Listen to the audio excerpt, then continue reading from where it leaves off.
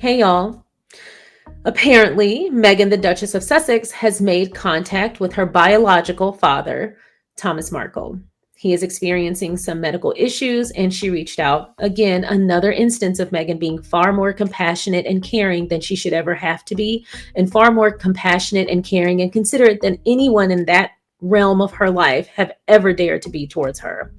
But she is who she is, and it makes me so happy that I support someone who is so considerate. There are a lot of facets to this story at this point. I am late to the party, and every time I thought about talking about this, some other aspect would take form and the conversation would shift. And so I wanted to wait for the story to get a little old so that as many details as possible were present so that we could have a full and fully encompassing conversation about this. Now, before I get started, if you have been here for a while, then you know I feel very strongly about the Markles and how they have treated Meghan Sussex.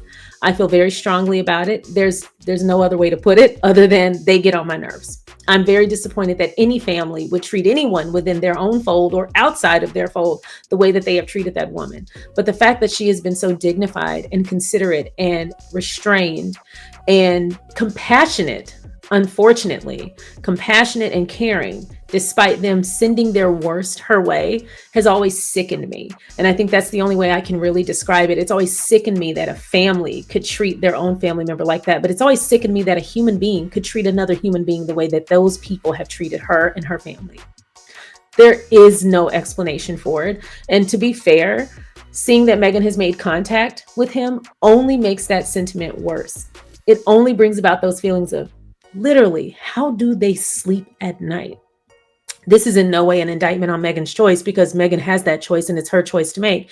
And you can feel how you feel, I can feel how I feel, but I am a firm believer in, because I'm not in those folds, I can have an opinion from the outside looking in, but it is not fair. And in my opinion, I'm not condemning anyone else's choices to vocalize their opinion. But for me, in my opinion, I just feel like it isn't right to condemn someone when they are choosing to be compassionate in a situation where we may feel differently. Because at the end of the day, we may feel a certain way about our family if they were to behave the same way. But at the end of the day, we really don't know. Because unless you're in the situation and those are your bonds and your connections, you have no idea how you will respond if the people that you have these bonds with were to behave that way and then be faced with a medical emergency or a medical scare. We don't know. I would like to think that I would be compassionate, but when I support people, to support their choices that have nothing to do with me. If she's not hurting anybody and this is something she felt like she should do, or if this felt right to her, she has nothing but my support. And the same goes for Prince Harry when we talk about his relationship to his biological family. The way he chooses to handle that is his choice and receives my support. I can all day, every day say they don't deserve his presence, but that is in no way an indictment on his need as a member of that, a biological member of that family, to say, I would like to grace them with my presence. I feel like we're breaking ground here, or I feel like things can be, however they choose to mitigate those situations with their personal biological families, that is their business. And they don't need to listen to a wackadoo like myself who's discussing it from the outside looking in. So these opinions are simply for discussion here on this forum, but in no way an indictment on anyone's choice to make contact with a family that they previously went no contact with. But I feel like it depends on the reasons why you chose to go no contact and who you chose to go no contact with. And to be fair, your life is your life. You have the right to live it that way. So for people who are condemning Meghan for just now reaching out to her dad, you better be glad you got what you got. Because to be fair, that man has been absolutely atrocious towards her. Absolutely stunned that Tom would become part of this circus. Do you have any reaction to your ex-husband apparently staging photos for the paparazzi? He would capitalize. Certainly as a parent. It's not true. No, that's not what you do. Not parenting. The unraveling happened that week when he wouldn't pick up my call. It's like, what's going on? Please just pick up the phone. Like, what's going on? We're not mad. Just please pick up the phone. Like, it always brings about this feeling of, how do they sleep at night? How do the Markles sleep at night after how they have treated Meghan all these years? Just one of those instances of them mistreating her, flagrantly mistreating her, would have been more than enough for her to say, I'm cutting the cord. You people are not for me. My half-sister, who I hadn't seen for over a decade, and that was only for a day and a half, suddenly it felt like she was everywhere. I don't know your middle name. I don't know your birthday. You're telling these people that you raised me and you've coined me Princess Pushy?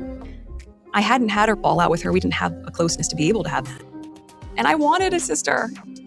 But the fact that there have been so many instances of betrayal, and she has not only never reciprocated, but she's been so dignified, understanding, compassionate, and just extremely caring and considerate of those people, despite them sending their worst her way. I will never understand her strength, but I will absolutely always applaud it. They simply don't deserve her. And the same can be said for Prince Harry's biological family as well, excluding his mother and the Spencers. You obviously know who I'm talking about. But anyway, we're going to read this article from Feminagra that discusses Meghan making contact with her dad, the reasons why, and they dissected this situation with such precision, which is why I like to use them. They obviously provide factual information with receipts and all of that, but they dissect the situation because it's so layered, and I don't find that most publications do so.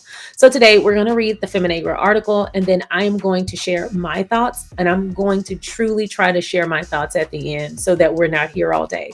But this situation is so layered and so complex. So obviously I'm sending all positive energy, love and healing, light, etc. to the Sussexes, and dust to the rest of the Markles. They got enough from Meghan. They got contact from her. That's as much compassion as they deserve. Anyway, let's get started.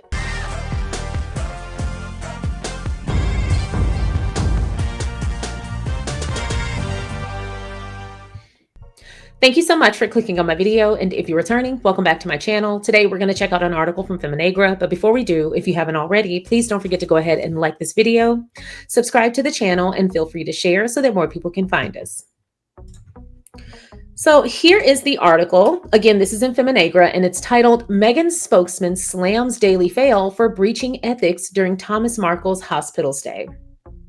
This is written by Miss Historian, and here's part of the reason why I wanted to wait until this story got a little bit cold, because there were so many facets that were appearing and shifts in the conversation around this that I wanted to make sure that we could have a fully all-encompassing conversation, especially since this is so layered and complex, and I wanted to get as many details as I could as possible. So this is the most up-to-date article at the time of recording this, but as we know, by the time I hit publish, more will probably have come out, and I'm always happy to send an update. Meghan Sussex made clear that she reached out to her father through protected channels after days of tabloid speculation about his condition. Her spokesman confirmed that she acted despite a Daily Mail reporter stationed inside the hospital room, recording every step. Zip it. The decision marked a shift in how she handles situations that previously became engines for media distortion. It also placed accountability on the outlets that have shaped the public narrative around this relationship for 7 years. Her approach showed precision, restraint, and a desire to keep a private matter from becoming yet another tabloid cycle. Meghan uses secure contact to protect family privacy.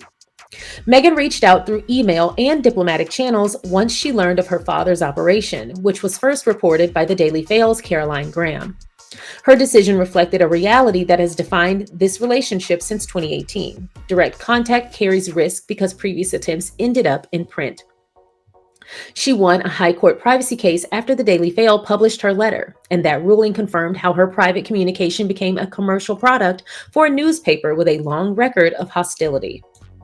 Quote, given that a Daily Mail reporter has remained at her father's bedside throughout, broadcasting each interaction and breaching clear ethical boundaries, it has been exceedingly difficult for the Duchess to contact her father privately, despite her efforts over the past several days. With the support of reliable and trusted contacts, her correspondence is now safely in his hands. Spokesman for the Duchess of Sussex speaking to GB News. GB News also reported that Thomas Markle has received a letter from his daughter. She acted through the United States consulate in Cebu, I'm sorry if I'm mispronouncing that, because that path created a documented and safe route for information. The consular team visited the hospital and confirmed they were sent by the U.S. Embassy in Manila. Their presence showed that her contact was real and respected official procedure. It also showed that she sought clarity about her father's condition at a time when tabloid headlines were focused on drama rather than accuracy. I bet she, at this point, is very cautious for many, many reasons, but also the fact that they reported that he had had that heart attack and scared the goodness out of her right before her wedding, and apparently he had not.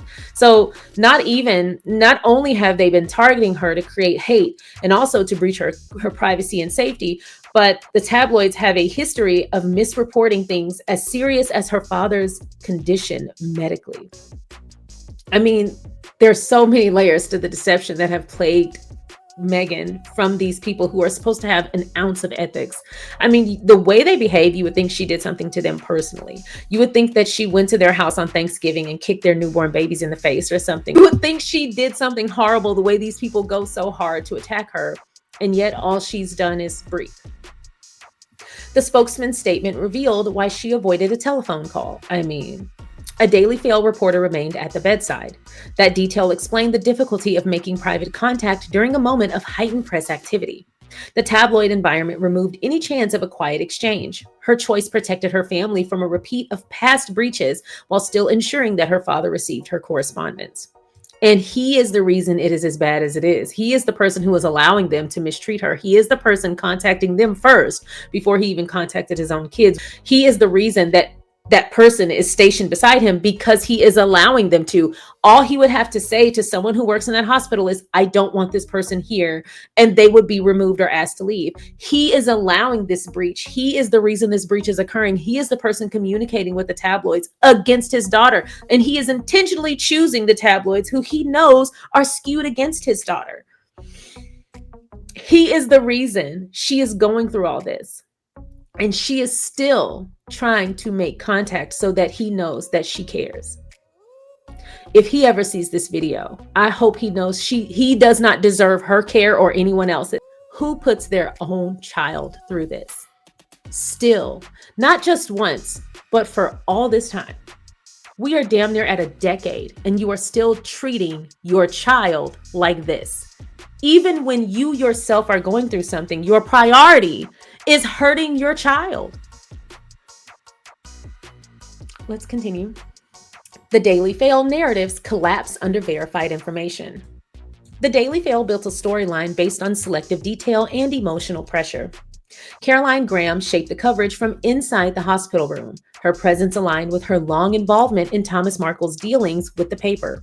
She reported his 2018 staged paparazzi photographs, published his private letter, and remained close to him during earlier health events.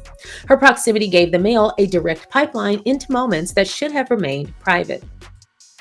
The paper framed Meghan as absent by quoting hospital staff who could not have seen consular communication. That framing created a sense of urgency that encouraged public judgment before facts emerged. Once U.S. officials appeared, the tone changed. Reports shifted from critical condition to recovering well and out of ICU. The fail had set the stage for a dramatic appeal, yet verified updates undercut that impression within days. The Mail relied on Thomas Markle's claim that he had not received her email. It omitted that he changed his contact information years earlier and that his son directed all updates through the paper's journalist. They have no bottom floor. They have no bottom floor.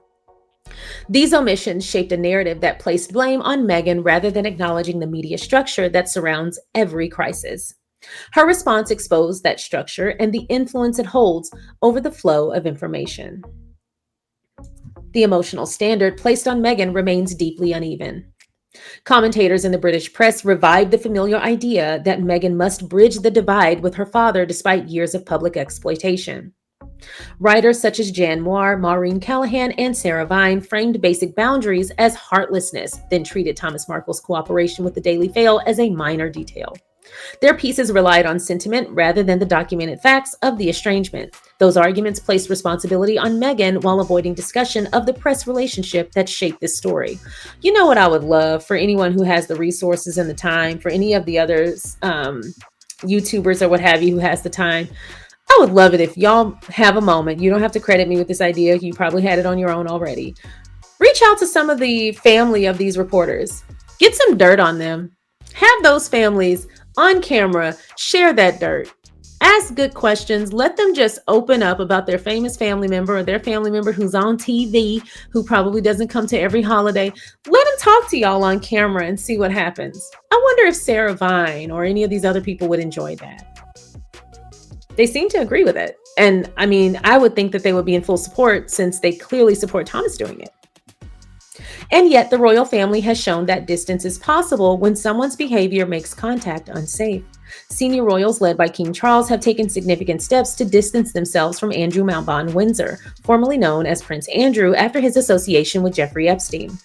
They removed his military titles, ended his patronages, instructed him to stop using his HRH style, and sidelined him from public duties. The king also pressured him to leave Royal Lodge, signaling a clear withdrawal of institutional support. Coverage around Andrew largely focuses on accountability, legal scrutiny, and whether the palace has gone far enough. What the press does not do is demand that the royal family rebuild a relationship with him or show public loyalty toward him, although they do that on their own anyway. That expectation appears only in stories about Meghan, where commentators insist she owes emotional access to relatives who have repeatedly harmed her. Meghan's half-sister, Samantha Markle, claims she never gave birth to Prince Archie and Princess Lilibet. Mind you, she has never met those children, by the way. Thomas Markle called her a bad mother and continues to demand access to the children, even though he has no relationship with his other grandchildren. Children he's never met, by the way. When Meghan challenged the Daily Mail in court for publishing her private letter, Thomas offered to testify on behalf of the newspaper rather than support his daughter. He better be glad that she made any contact at all. And he better be glad it was in the form of contact that she decided. Because the only contact I would be making against that man will be 5 fingers against the face. It's like he's never called me Meghan in any day that I've lived on this planet. Meg. We knew that his phone had been compromised.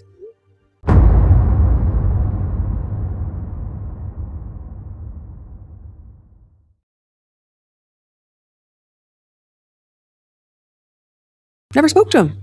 And I shouldered that, because if Meg wasn't with me, then her dad would still be her dad.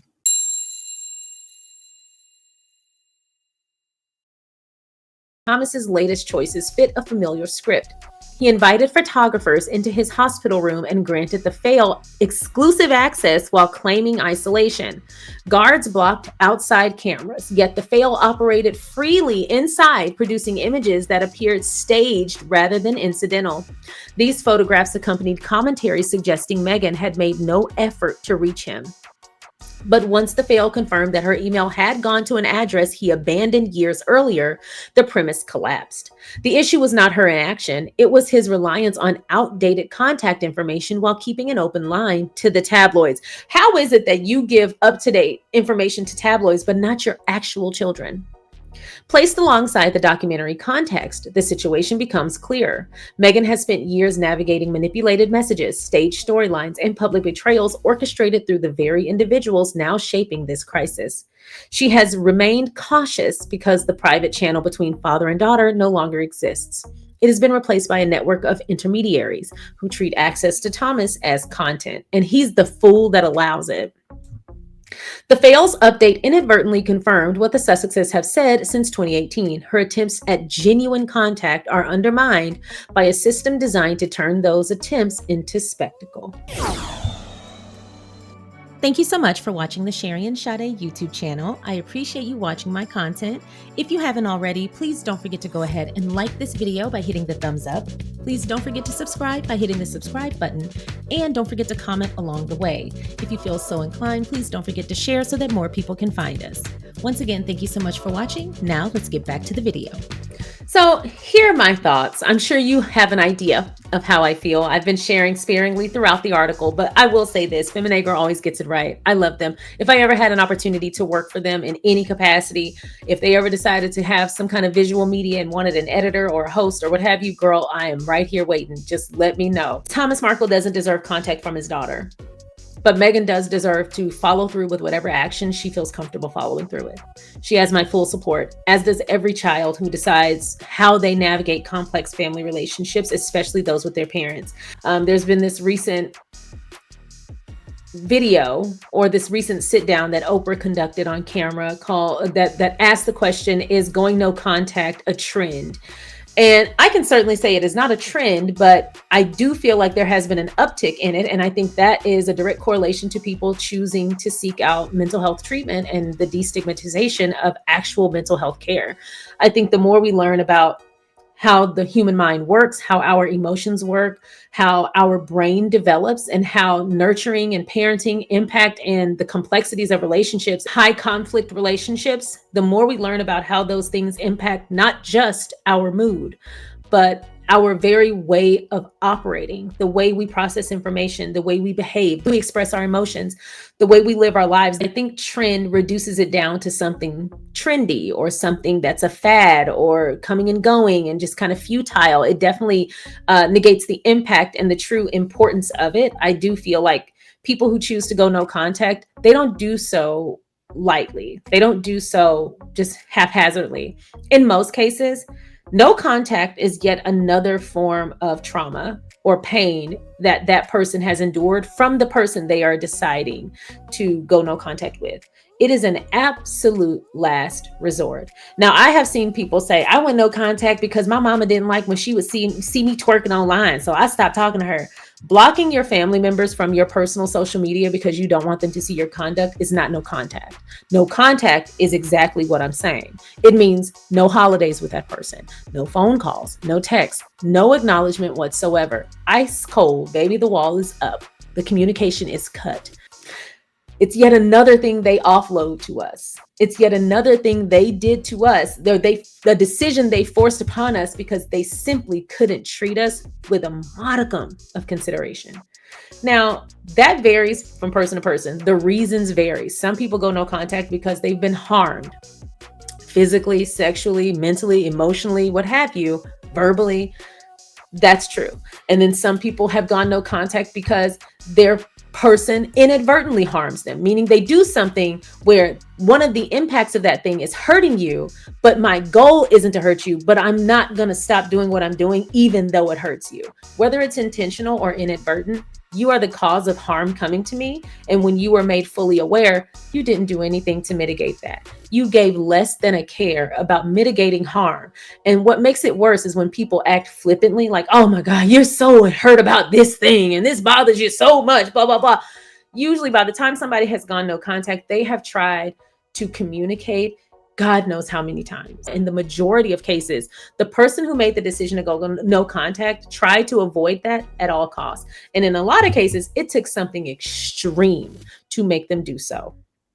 So for people calling no contact a trend, I am typically a person who hates deflection due to semantics. I'm just kind of like, if you know what I'm saying, we can get to the nitty gritty details later. You can correct me on the details later, but let's stay locked into the conversation. If you get where I'm coming from, let's have this conversation about the core of the matter. Let's get to semantics later. But in this case, semantics are extremely important because using the term trend or a fad or what have you minimizes the severity of going no contact, and it minimizes the cause, which is exactly the point. Exactly the point of it is to minimize this choice and make it seem like, oh, you're tantruming and you're having an attitude. Some people want you to die slowly but quietly. Some people want you to die quickly but quietly. Don't inconvenience me with your pain, but please, by all means, choose how you feel about the pain, but don't stop the pain. Who the hell are you to stop someone from abusing you? That is how some people think. Some people truly feel like as long as someone gave birth to you, or contributed to the birth that was given to you by their partner, or were in close proximity to you being given birth to, as long as they're a blood relative or a relative by marriage, they have the right to do anything they want to you. They have the right to abuse you as much as they want because family can only go so far. Well, I want y'all to explain that to dead children whose parents finally snapped and harmed them, who were trying to tell people, and people said, no, your mother loves you, baby. She would never do that. Oh, well, she wouldn't drown them in a tub because eventually she did. Or the children of foster parents who say, hey, my foster mom isn't feeding me. Do you know what kind of sacrifice she made bringing you into her home? She wouldn't do that to abuse you. You don't know these people in the same way. I have colleagues, I have cousins, I have friends, I have neighbors. If any of their children came to me and said, my parent treats me like this, I'm not going to sit here and say, well, no, because every time one of my letters ends up at your house, your dad brings it back every time. So you must be lying about not getting that piece of meat on your plate and being asked to eat rotted broccoli. You've got to be lying because every time my sweepstakes ends up at your house, he brings it to me. So he must be a good guy. Do you see how stupid that sounds? Someone making the very drastic decision to cut someone off and to no longer be present in their life, that does not happen overnight. That does not happen in one fell swoop. And in most cases, it doesn't even happen when something major and super traumatic happens. It typically happens over time, grading thing after grading thing after grading thing that they likely over communicated about, asking and compromising and trying to mend fences and mitigate. And in most cases, not all, again, I am speaking in general terms, but I am not speaking of individual situations. I do not know you. So I cannot speak to your situation, whether or not you chose or chose not to tolerate or cut off what have you.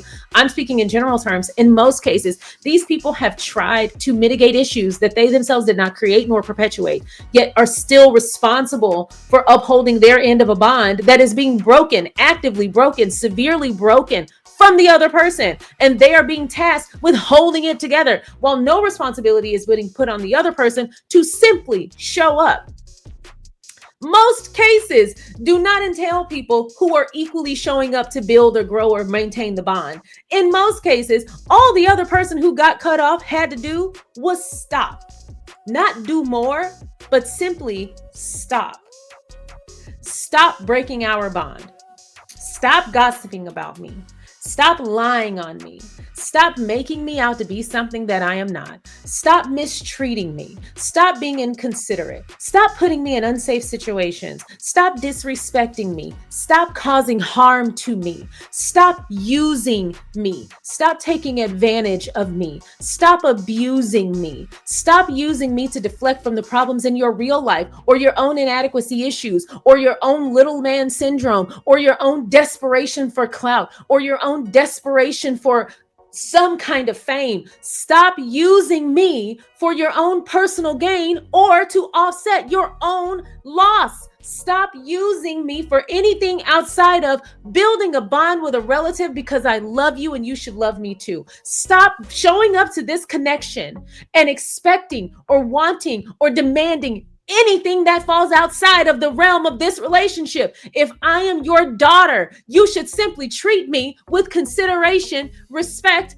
and love. I'm not asking for a red carpet. I'm not asking for you to show up and redecorate your house according to what I like, or show up and give me money, or show up and answer my call at 1 a.m., or show up and pay my bills, or show up and cut my ends with the full moon, or show up and do my makeup, or show up and give me endless praise and no accountability. No one is asking parents to show up and be Mickey Mouse or Big Bird or Barney or be any of these fictional characters. No one is asking parents to provide a perfect household. No one is asking parents to be perfect. When people cut off their parents, it's because their parents were not only the bare minimum of what a parent should be, which is to love and protect and consider, but they were far below that and for a very long time. And in some cases, and in most cases, that went as far as abuse.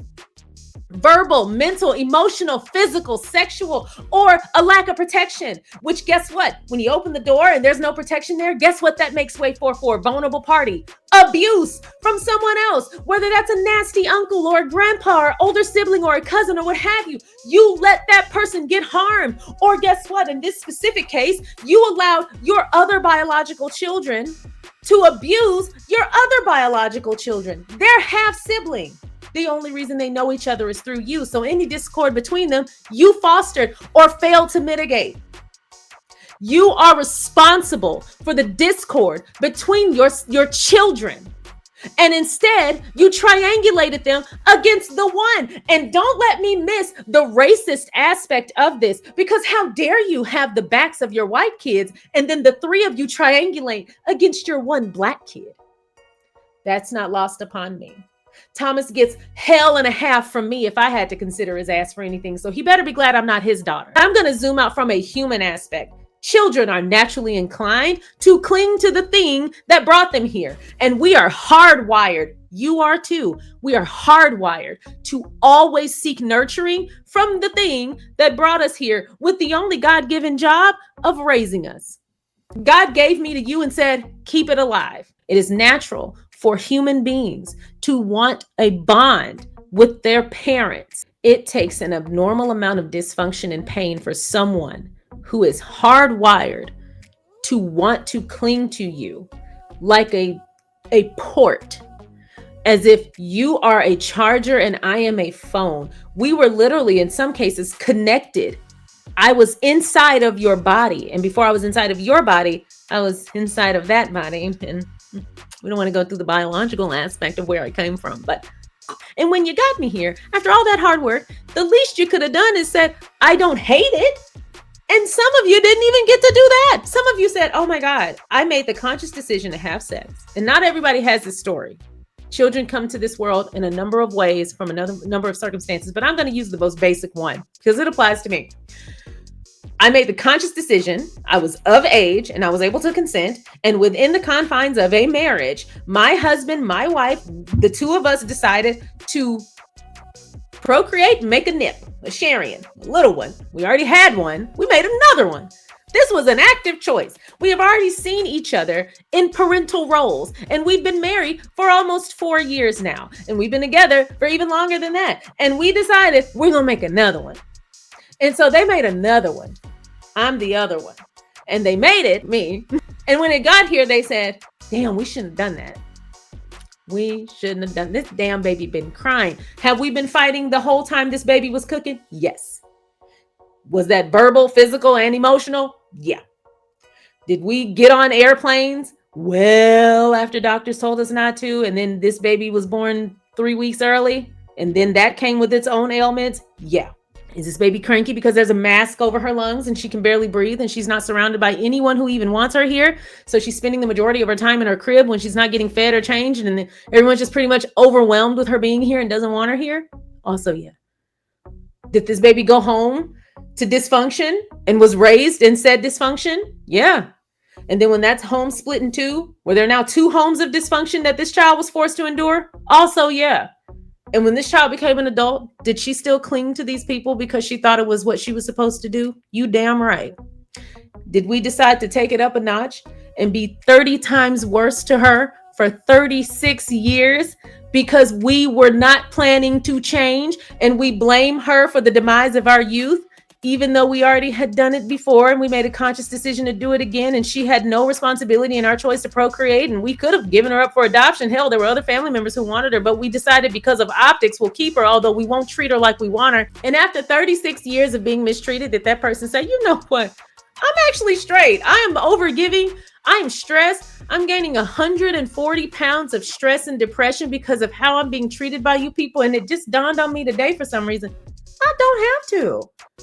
And with the loss of your grandfather, that will have you stopping and looking around and saying, if he treated me like that, why couldn't you just cut him off? It takes a hell of a lot for someone to go no contact. And even then, because we are hardwired to want these bonds and to grow these bonds and nurture these bonds and love these people. Again, I'm speaking in general terms, not for everybody, but in most cases, even the pain of cutting someone off hurts. Children can love you for who you could be. Children can love you for your potential. Children will root for you when you ain't got shit to give. Children will love you in spite of more than anyone else. Children will love you and see you for the best that you can be, even when you are being shit to them. Children will love you. And I'm not just talking about children as children. I'm talking about adult kids too. They see the best in their parents. They want their parents to be happy. They want their parents to be healthy. And in a lot of cases, which is also so damn heartbreaking, and I think we're kind of leaning into that right now with this situation, in a lot of cases, because kids can see the potential for a human being inside that shell of a horrible parent, they want to do all they can, even when it comes down to self-sacrificing, to help you get there, because their ultimate goal is to see you happy, because you're likely their favorite person or one of them. Parents have no idea how loved they are by their kids. Even when you mess up, kids will forgive you. When you behave in such a way, and act in such a way or neglect in such a way that they say life is better without you and you are still living, knowing that losing a parent is damn near the worst thing you can experience outside of losing a child, you damn right you had to do something horrible. And yes, I'm glad I mentioned it. So let's circle back. A lot of times when parents have been cut off, the first thing they love to say is nobody would love you like your mama. Nobody love you like your daddy. There's no pain worse than losing a child. Knowing that there's no pain worse than losing a child, that's not the case for some people. Some people do not care about losing their kids. And you want to know how I know? Because there are a lot of dead kids at the hands of their parents, emotionally and mentally, but also physically. There are dead children because their parents killed them. So it's not impossible for a parent to not care about the well-being of their child. So before the absolute worst possible happens and that child comes to someone and says, hey, I think my mom is trying to harm me, don't just speak from your place of knowing and your experiences and say, well, no, a mother would never harm her child. No, maybe your mother would never harm you. And how blessed are you to have that mindset? But please know your experience is not the end all be all. I had an amazing relationship with my Uncle Billy, had an amazing relationship with my Aunt Mary, have an amazing relationship with my grandfather, had an amazing relationship with my grandfather. Those are three pivotal people in my life. I love them very, very, very, very much, to the end of the earth and back. If someone were to come to me and say, my grandfather harmed me, punched me in the chest every Wednesday, I would be like, geez, I'm so sorry to hear that. Oh my God, are you okay? I would say, well, hold on, because my grandfather loved me. And my grandfather's a good guy. Grandfathers can't hit granddaughters. Your granddaddy didn't hit you. And how blessed are you to have that experience? That doesn't mean no grandfather in the world has ever harmed their grandchild. If somebody came up to me and said, hey, my uncle molested me, which I have had a friend who was molested by her uncle. If someone were to say, hey, my uncle molested me, I'm not going to pause and say, well, hold on. Because the majority of my summers were spent spending time with my uncle. And he would take me shopping. He would take me out to eat. He would tell me so many funny stories. He taught me about riding my bike. He did all these wonderful things for me. My uncle was my safe space and still is to this day. It's impossible because, listen, I have an uncle. Okay. And my uncle's a good guy. Uncles don't harm the nieces and nephews. No, fool. Your uncle didn't harm you. You don't harm your nieces and nephews. That doesn't mean every person in the world who holds the responsibility of being an aunt or an uncle handles it correctly. So just because your personal experience with your mother was amazing, and your personal experience with your father was amazing, and your personal experience with your aunt, your uncle, your grandparents, your cousins, your old greasy granny with a hole in her panty, just because it was all amazing for you doesn't mean that's everybody else's experience. If you are a person who had to make that decision, you have my heart. Go live the peaceful life you're entitled to, where people aren't abusing you. Anyway, those are my thoughts. Y'all let me know your thoughts in the comment section below. As always, my heart goes out to Meghan. She made the decision to contact that man, and he even tried to make that hard for her. I mean, goodness, he's just like a typical villain. Anyway, I hate that she's going through that, and I'm pretty sure your parent going through any kind of medical issue is scary. I assume. So I'm really sorry that she's going through that, and I'm praying for her and her family and to deal with that however they see fit. And I hope that reaching out to him brought her some kind of satisfaction or peace or closure or what have you. And I hope that every time he reads her letters and he sees her lovely handwriting and he smells her scent on the paper, he realizes what he did. You were a shit father, and she turned out amazing in spite of you. Anyway, you guys let me know your thoughts. Before we go, if you haven't already, please don't forget to go ahead and like this video, subscribe to the channel, and feel free to share so that more people can find us. And I will see y'all next time. Bye.